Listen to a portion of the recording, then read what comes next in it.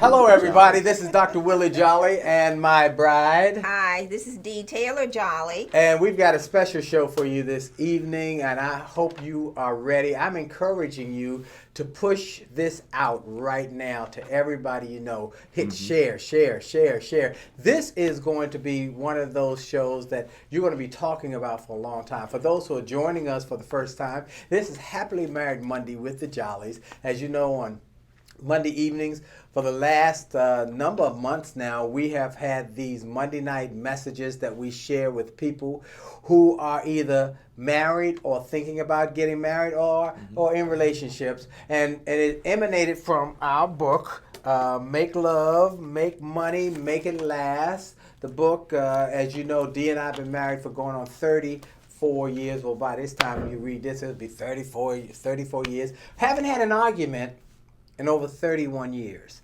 Now, those first couple of years were like World War III. Well, we got some wise lessons from some wise marriage mentors that changed our marriage, changed our lives. And we implemented them, and after a number of years, my son said, you know, people keep asking how you work together, you travel together, you do everything together, and yet you are, you don't argue. I've never seen you argue. He said, I've never seen y'all argue.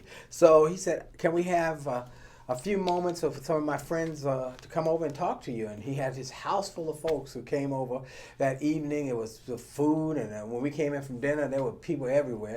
And we gave them the principles that have governed our marriage, the systems that we've learned and that we've established.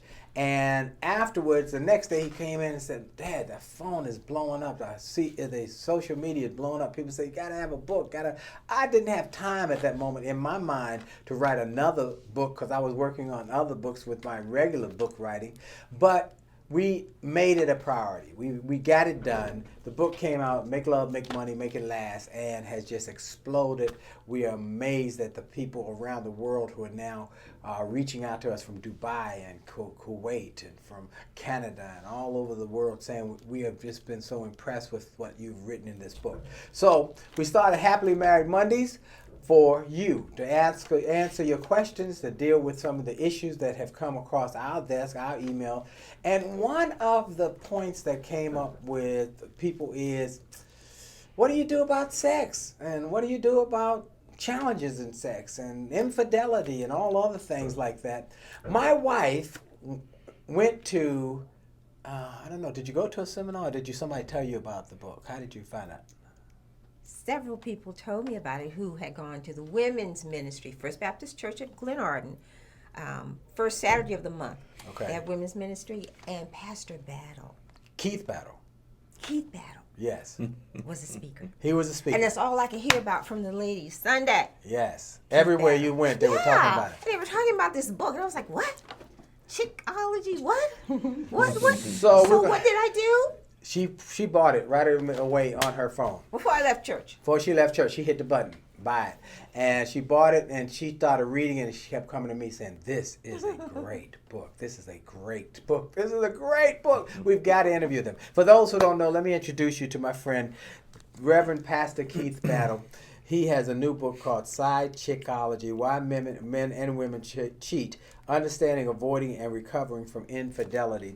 He is the pastor of Zion Church in Landover, Maryland, one of the fastest growing churches in America, not just in the Maryland area, in America. They have 5 campuses at this point, 4 or 5 campuses? 4, we have 4. 4 campuses, and I don't know how he does it. He has 5 services a weekend or 6? So we have Saturday?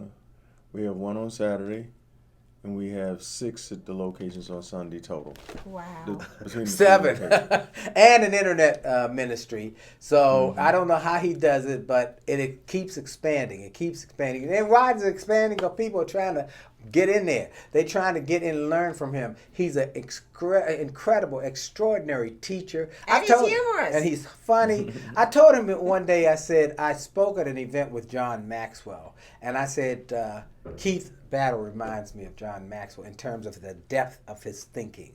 And so I'm grateful. This book is profound. And we want to talk about it. We want to talk about the book. We want to talk about the lessons and how they have been able to do some growth in their marriage. Okay, so I've given them that. In the beginning of the book, you said we've been married for over 30 years. Yeah. Okay. Well, 30 years this year. All right, 30 years this year. And yet during that time, there was some real misery. Okay, and you're not. One thing I love about the beginning of the book is that I'm not going to tell you something from this crystal staircase where I've had everything perfect, and I'm gonna tell you how to fix your life. I'm gonna tell you how we struggled, how we went through. So why don't you give them some insight into your marriage, how you got this book together, and why you wrote the book. So yeah, first of all. Oh, let me say, this is wife Vicky. Okay. Yeah. So first of all, we're grateful for the two of you for having us talk to your group, your audience, and we're grateful we were able to talk from this space. Yes. From was it Wonderful Monday? Happily Married Monday. We glad we can be in this group. Yeah, there was a time if you had invited us, we wouldn't have been the right guest for Happily Married Mondays. Amen. And which hopefully is encouraging, because just because you don't have a happy marriage now doesn't mean you can't. Right. But it does take work, and it does take tools, and we talk about those tools in the book. So for us, in my opinion, our marriage was terrible for a lot longer than it has been great. Partly because I know for me, I didn't really know how to be married. I knew that I needed to be married as a Christian, but I didn't know how to be married, how to be a husband, how to be a father, how to be present, how to connect, how to be sensitive, how to listen.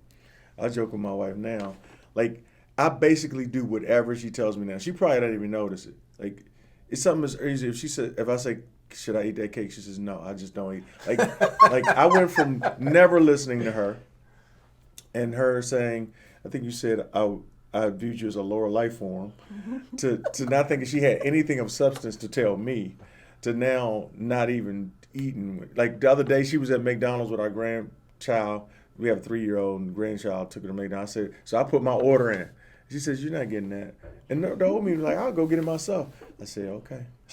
I just do what she says now. I mean, somebody might think that's being a punk. Well, but you can see That's examples wisdom. in the Bible That's of wisdom. guys that needed to listen to their wives, right? That's exactly right. You know, the wise man listens to his wife. yeah. Well, how did you get there? How do you get from, I don't really think she has anything meaningful to say, to, I so greatly appreciate what she has to offer? Well, one, being broken. Like, you know, my way didn't work. One, then I started realizing that she had a lot of wisdom.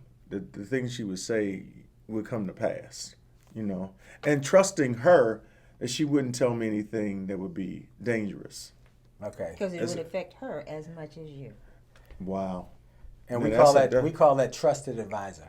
Yeah. She's my trusted advisor. And so over the years, I've learned that she is the one who, as my mom and dad, in our book, we have a chapter on how do you handle a stalemate. And in the stalemate, I talk about when I was a kid, we had a 55 Chevy. Now, in a 55 Chevy, you had a rear view mirror over here and one here, but you didn't have anything on the right side. Right. And so my dad would be driving the car. He'd ride down the street. We want to roll over to the next lane. He said, can I get over? My mom would roll down window down. This before y'all had electric windows. You had to roll it down. Right. She'd stick her head out the window and she'd say either yes or no. Right. If she said no, he would stay where he is. Right. If she said yes, he would move because she was his trusted advisor. Yeah. She's my trusted advisor. So what you just said there is she's your trusted advisor. That's good. And so, okay, so you talk about the fact that you've changed now, but changed from where?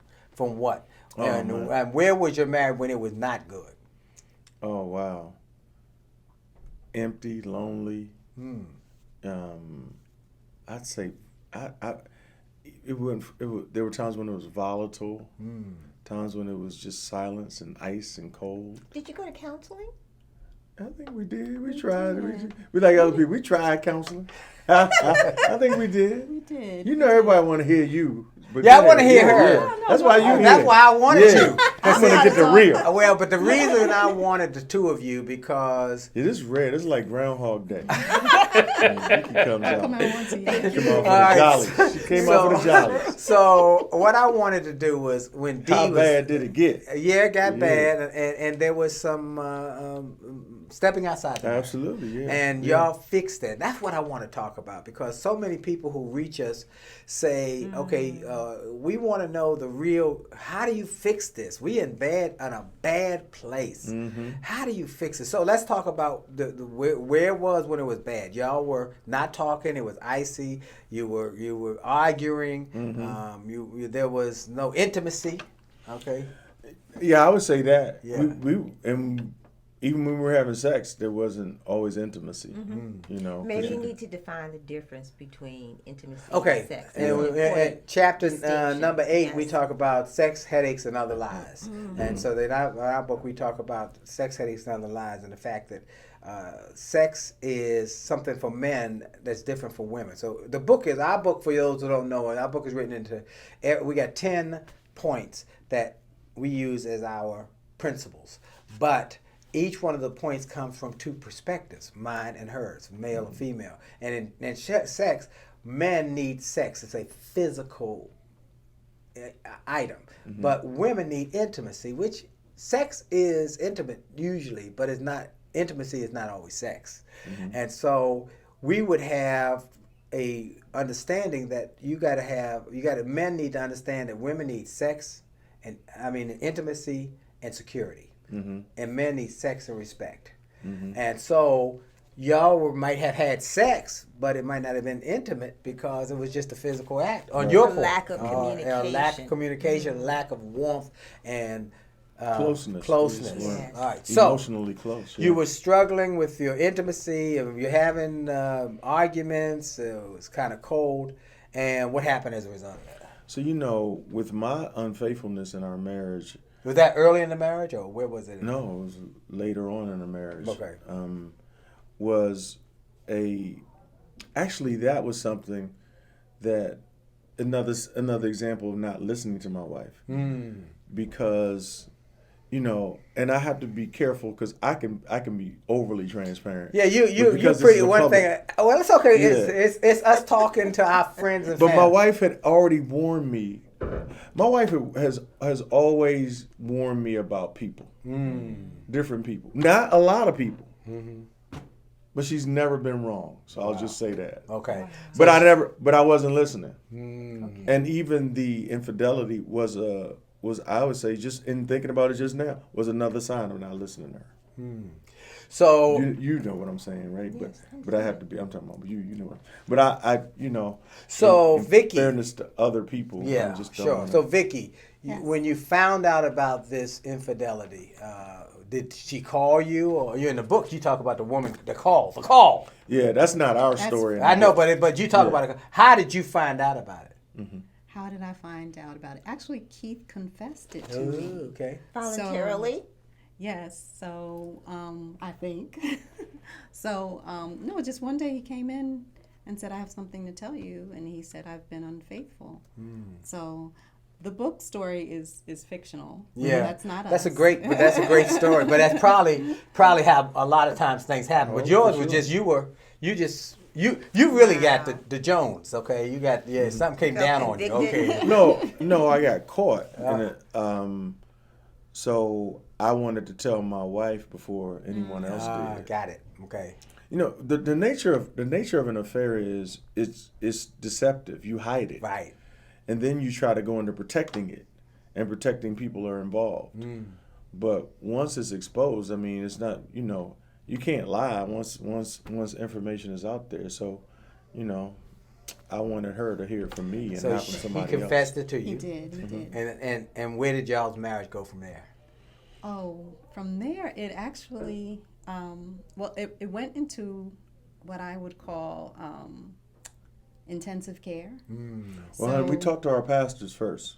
I think they were involved. That's another thing. Okay. We went to our pastor and first lady, who were the Jenkins. But go ahead, I'll let you go from there. I wanted that point to be included as well. Oh, yeah. We definitely became accountable to our pastor and our first lady, but not only our pastor and our first lady. like I said, our marriage immediately went into a space of intensive care. So we had to go into intensive marriage counseling. We actually went away and did almost a few days of just nothing but marriage counseling, where we were working through the issue and working through some of the background issues, and really devising a plan and a strategy for moving forward and for rebuilding. And that's basically where we were for, I would say, a year. Wow. We were in intensive care. So was that going away a lot? I know in chapter 13 or chapter 14, you start to talk about getting away together and the importance of having time together away from the children, away from all of the other things that are going on, and how you talk to each other. I like, because the communication is very important, the words that you use. Why don't you talk about that a little bit? Well, yeah, now our getaways are not for, like, we're not in that intensive, like, 911 crisis now. Right. So we get away now, it's a lot of fun. So I think you're referring to our, the trips we take. Like, I don't like traveling without my wife. I really don't. And I try to go take her places which she would enjoy, but I really, like, I got a trip coming up to Cleveland. I really don't want to go without her because I'll be there 4 days. But it's nothing in Cleveland. No respect. No disrespect to your Cleveland people. Well, I'm going to hook you up to my friend Paul Sadler. And so he's going to teach you that there are some things in Cleveland you don't know about. Yeah, I need her to go. All right, you want her to go. I need a chaperone. There you go. I need my wife with me. We understand. Communication is important. Like, listening to her, seeking her counsel and advice. Like, I think that's important to me, wanting to know what she thinks and feels. And for years, like in the early stages when we were trying to repair, when I would ask her stuff, she wouldn't give me any information. She was like, I have nothing to say about that. And I'm not sure if that was because of all the years of being ignored, but she was very careful about even putting her thoughts into anything. She was but very now, guarded. No. Part of that might don't have touch been people, don't because say nothing to people. y'all weren't You just sit down. communicating and you felt not listened to. Exactly. Or not appreciated for your comment. Yeah. Exactly. Yeah. And so now you go through the ICU, the intensive care process unit time, and you go through the counseling, and you're able to start building the trust back. Because I'm sure the trust was well, I like what you said. It's not broken; it's shattered. I mean, I love that description. It's not broken; it's shattered. And so I think about our friend who I write about in the book, Kevin Toney. Now, Kevin Toney was the original piano player for the Blackbirds, and walking in rhythm, and he came from moving in sound. There you go, moving in sound. Thinking about my baby. Come on, trying to get home. So he was the original keyboard player. He came from Detroit, Michigan, where his father and his uncles had taught him the men's code as a boy. The men's code was you always have one on the side. That's the men's code. You always have one on the side. Wow. And so when he went through Howard University, met a beautiful young lady, and they started dating, and he got married, but he was traveling, which made me think of you to traveling. And so he had a woman on the side. In every city, he had a woman, had a chick on the side in every city. And that went on for 25 years. Long-term relationships with some of these women. Well before there were cell phones. That's a Right. lot to keep Well, one going. day he told his wife That may have kept it going better because there was no evidence. Most people get caught in their phones. Yeah, that's right. Phone changed the game. Changed the game. Well, one day he told his wife, "I'm going over to Steve's house. I'll be there all evening working on." She called Steve and said, "I'm trying to reach Kevin for him." Steve, Kevin ain't here. She said, "What you mean, Kevin?" He said he'd be with you. Kevin ain't here. So when Kevin came home, she said, "I called you at Steve's." He said, oh, yeah, I came later. So he called Steve on the phone and said, "Hey, man, tell my wife that I came later." He said, "No, I'm not lying for you. I'm a Christian. And I just accepted the Lord. I made a change in my life. I'm not doing it." He said, "You better fess up." And so he had to go to his wife and fess up. And then it just, same thing. A year of intense counseling. But Kevin started a whole ministry now called Breaking the Men's Code. Wow. And he now speaks to churches. He's written a book about breaking the men's code because he was indoctrinated into that code. You say in your book that you're a descendant of divorce. Absolutely. Okay. Absolutely. All my uncles, my father, all of them had girlfriends. I didn't know it was a code though. I mean, you that just makes saw sense. it though, but I saw it. Yeah. I saw it. I didn't intend to live in that kind of space, and I didn't live that way for years. Yeah. Mine was a much narrower window. But one of the things that still the same in every situation, I believe, is it wasn't just us going to counseling. It was the people we trusted to put boundaries around me.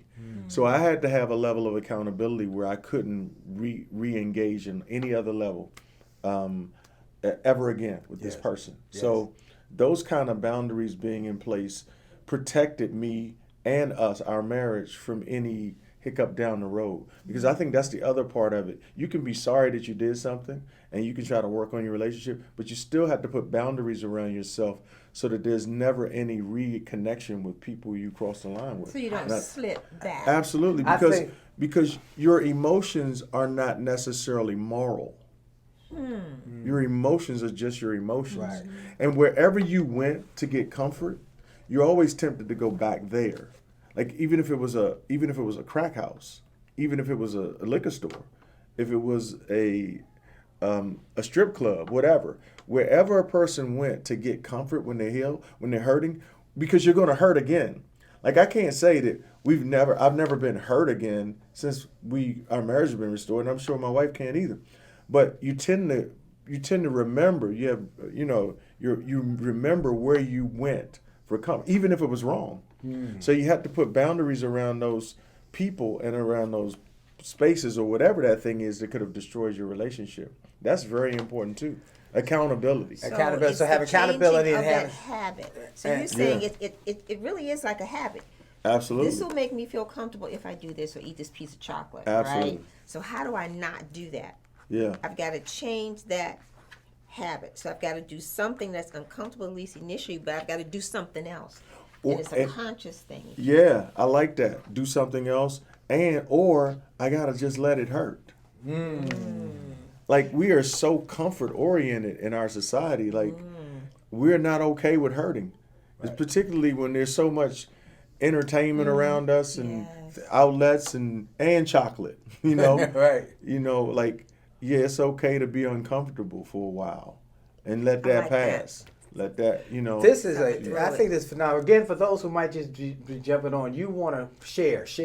Tell everybody, jump on right now. Watch this. This is from Pastor Keith Battle. He's the author of a hot book. Was in the Washington Post? Number 7. Yeah, I saw that. Yeah. Okay. Sidechickology, Why Men and Women Cheat, Understanding, Avoiding, and Recovering from Infidelity. I think the thing I want you to hear, understanding.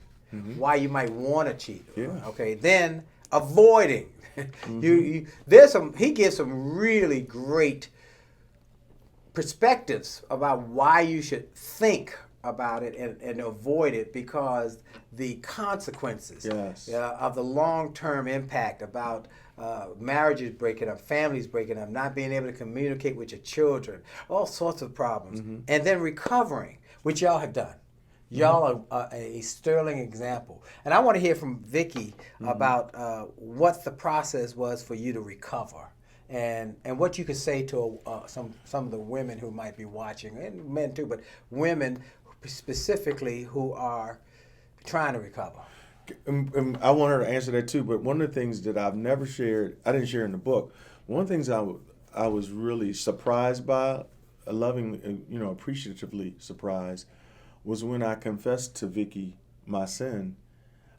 Not only did she forgive me, but I thought, and I even thought, I said this to Pastor Jenkins too, I thought I was done. I didn't think just my marriage was done. I just thought my ministry and everything was done. I was trying to figure out what I was going to do with my life. I felt like I had just ruined my life. And the thing that they both said, neither of them thought I was done. Which shocked me. Wow. It's like, what do you see in me that I've done this, or I've been doing this, and maybe you could speak to that. They both said the same thing. She's even said, I never thought you were done. Wow. Like, are you serious? Like, because that's the thing you don't come back from. Right. That did something to me to make, wow. Because I wanted to become a better person anyway. I just never thought I would have a marriage and a ministry. I really thought that was over. Wow. So, because those are the consequences that you hear about typically happen. So, I mean, maybe you can speak to that too. But I just thought of that when you said, Yeah.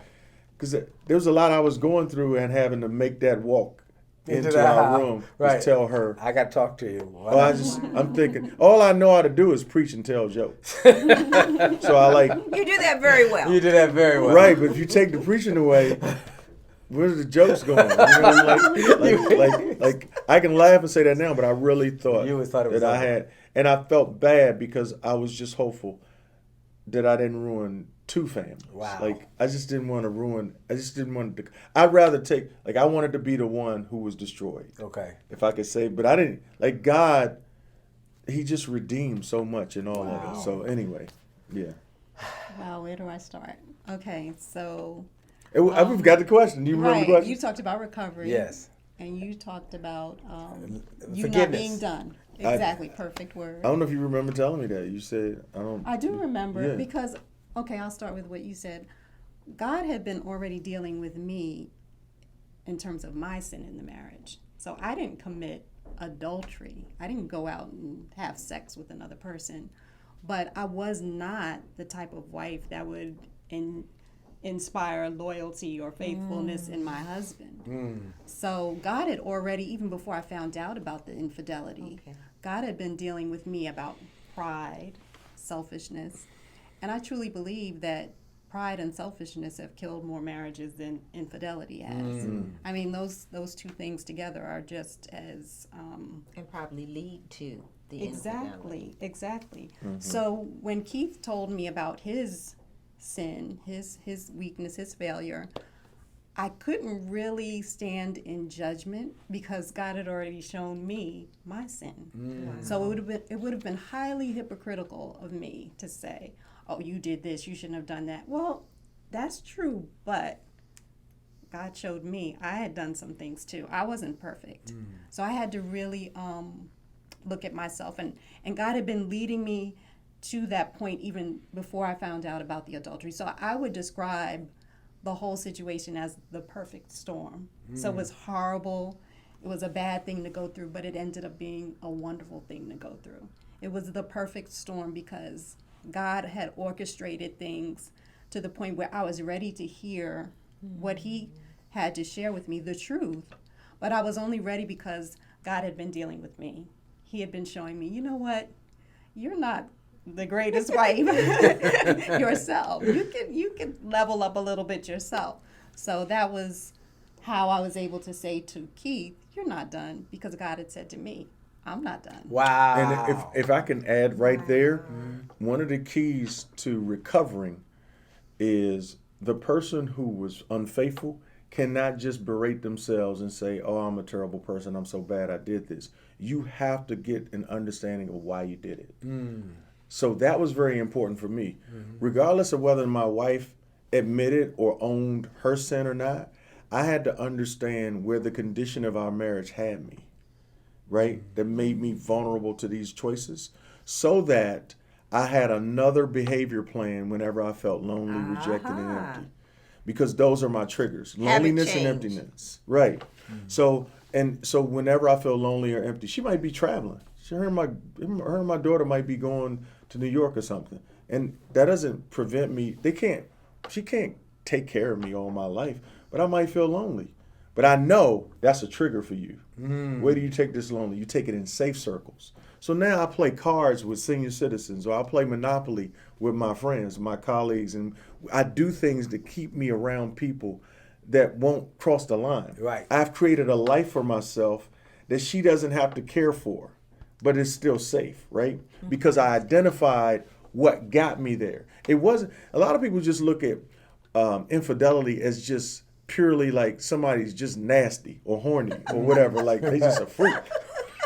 That's not the totality of it. Particularly when there's so many lines you got to cross and so much you got to put at risk. You got to be more than just horny. Right. You got to be broken and empty and hopeless and sad. And there have to be conversations where you're hearing all the stuff you want to hear and all that stuff. I mean, most people don't just go out like that.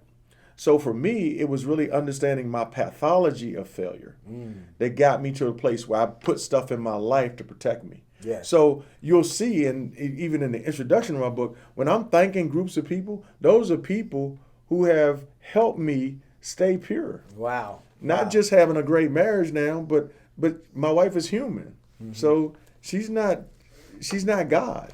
And God has given us relationships outside of our marriage to help feed us as well. So I love one of the chapters. Many of you saw a couple weeks ago, we had Bishop Harvey Lewis, who has been married to Mother Gloria Lewis for 70 years. 70 years. And in ministry for 65 years. Wow. And married for 70 years. yeah, he's been married for 70 years. My, and he my. said, she is my prime rib. Not my spare Wow. rib. And not my baby back rib.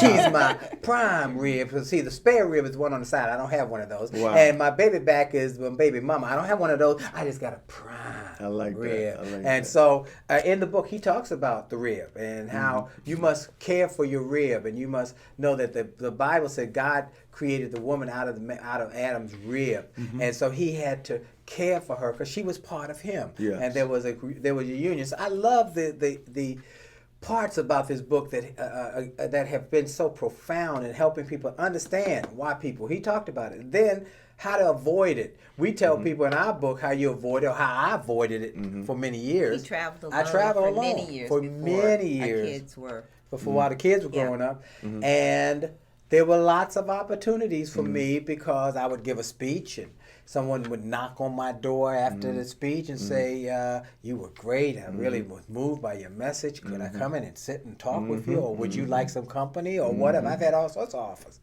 And they'd be fine too. Absolutely. They'd be fine. They'd be like, Jessica Rabbit in the movie, the Bang, Bang, Boom, Boom. And I'd be looking like, whoa. And then I'd say, 4 questions.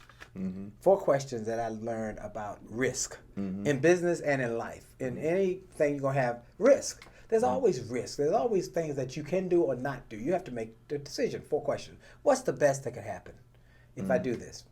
Number 2, what's the worst that could happen if I do this? Number 3, what's the most likely thing to happen if I do this? And number 4, am I willing to live with the worst to get to the best? So what would be the best that could happen if I had an affair with this woman?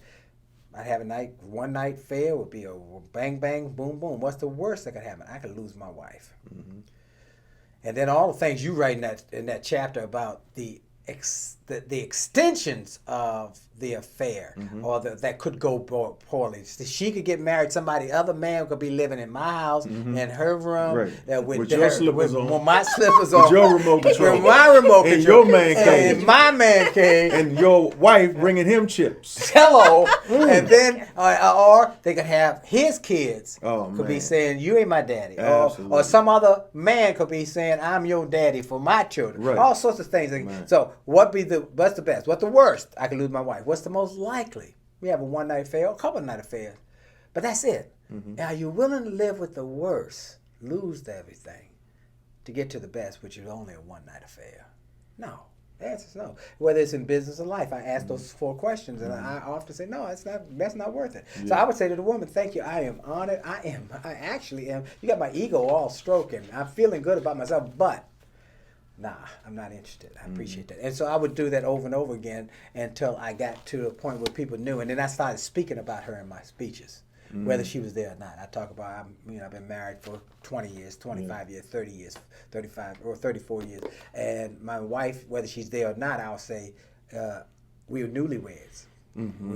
I still got the fire for her. I would crawl over broken glass to get to her. And if she leave me, I'm going with her. All right. So when they hear that, they already know. Hands off. He's off base. He's out of bounds. So I'd like to say. So it's in this book. Sidechickology. Every single woman needs to read that book. Oh, you hear me? You hear what D said? Say it again. Every single woman needs to read that book? Where can they get it? You can get it at Amazon, Barnes and Nobles, sagacitycompany.com. Sagacity. I can't even spell that. SAGACITY company spelled out .com is the website where you can order it. Okay. You can get it at the First Baptist Church of Glenarden if you're in the DMV. Zion Church, they Okay. sell them. Yeah. But you can get it at Amazon. Do you? Or if you see me on the street, I'll sell it to you. Hello, that's my man. On my trunk. That's how we do. That's how we do. Everybody knows that if you really are author, you selling the books out the back. I keep books in my car. But Absolutely. going back to why every woman, single or married, should read that, because it gives you the thinking and how you can slowly go down a path that you really didn't intend to go, and the wording, the sweet talk that is really deceptive. Yes. And before you know it, you're someplace where you don't want to go. So every single female, I say, you must read Sidechickology. Then you read Make Love, Make Money, Make It Last. Thank you so We got a much. chapter in our book for those not yet married, which is completely different from the information he gives. Yes. Ours is about how to choose the right one, what are the processes you must go through. Because we tell people, ladies who are not married or gentlemen who are not married, the most important decision you will ever make beyond your faith is who you marry. Amen. That person's going to be responsible for 90% of your misery and 90% of your joy. So you must choose well. Okay, so let me say it again. In this book, you'll discover why men and women cheat, how children completely change the dynamic of a relationship, the secrets of the man cave, the conversations that lead to cheating, the enormous cost of infidelity, the road to recovery. This is the big one. The road to recovery and rebuilding trust in the marriage, and how to fall in love again. That one, that's got me. How did y'all fall in love again? It started, I guess, by just us. For me, I think God just opened up my heart. And I had really gotten to a place where I didn't think I loved my husband anymore. And it really surprised me. The affair actually helped me to rediscover my love for my husband, because when the prospect or the threat of another encroaching upon what I had spent years building, I was like, no, I think I want to keep this. I think I want to hold on to this, and I think I want to make the sacrifices necessary and the changes necessary within myself. I have to start with me first to do what I can to make this work. So it started there with an opening of my heart to God and to the love that God had given me for my husband. And then starting from there and just wanting to please him and to provide him with what he needs in the marriage, whether that be sexual fulfillment or respect. Just doing better and listening. Sex and respect. Sex and respect. Those are the big ones. And listening We're to so him. simple, ain't we? We so simple. We're so simple. And really listening to him and just changing my heart. And well, it wasn't me changing my own heart. I give the credit to God. I didn't think I could change my own heart, but I think God changed it. And he orientated my heart towards my husband's desire. And I think for me, that's where it started. And when I began to do that, I think you just gain momentum. If you just keep, it's almost like you're lifting weights. You start out, you lift 5 pounds, then you lift 10, then you lift 15. Get stronger and stronger. so over the years, it just gets stronger. If you stay in the game and you stick with it and you keep just practicing on your spouse, you listen, you do experiments. Oh, okay, that worked. Okay, that didn't work. I won't do that again. You do little marriage experiments. Depends on what it is. You can keep trying. No, some stuff we're not going to try. So a couple of things I want to pull out of that is one, that she said I was willing to work on myself. I took some responsibility, as well as I looked at how we could work together. It's going to take work, folks. And I want to say this: many of you are struggling in marriage. You're unhappy. You're saying, "I'm not happy. I'm just not happy. I'm done with this because I'm not happy." Where really, if you would step back and look at it as she did and said, he did some things wrong, but I did some things wrong. He needs to change. I need to change. How do we make this happen? There was something that attracted you initially. Yeah, absolutely. Mm-hmm. And so that's worth fighting for. And I love the fact she said, I was willing to work and fight for my marriage. And I want to encourage everybody to send this video to everybody you know. Tell them to get Sidechickology. Go to Amazon. Go to Barnes & Noble's, Sagacity.com. SagacityCompany.com. Yeah. Sagacity Company. Then I want you to get Make Love, Make Money, Make It Last. I want you to get 2 copies. 2 copies. We tell people to get 2 copies. In fact, on our website, we give you a deal. You can get it at Amazon, but we give you a deal if you get 2 copies. The reason for that is because we want both of you to read it at the same time. Rather than one read it and pass it on to the other. We want you to read it at the same time, and at the end of each chapter, there are learning points or conversation points. Talk about them as you read chapter 1, then chapter 2. And then at the end of the book, you will have found things. We had one couple who contacted us, said, we're coming from Richmond. We'd like to skip with y'all while we're in D.C. We had dinner with them, and they said, we've been married for 15 years. We read the books, and at the end of each chapter, we kept saying, I didn't know that about you. I didn't know that about you. I didn't know this about you. I didn't know that's how you were thinking. I didn't know how you... And she said at the end of the book, they both closed the book, looked at each other, and started crying. Said they wept. They said because we realized how we really didn't know each other and grew. So I'm encouraging you to get 2 copies, and then go to jollymarriage.com to get the 2 copies. And then while you're there, go to jollymarriage.com/live. We were at Grace Church, and we did a seminar. It's 2 CDs, and it's probably one of the most profound times where the Lord spoke through me and not from me. It's through us. It's hilarious, but it is no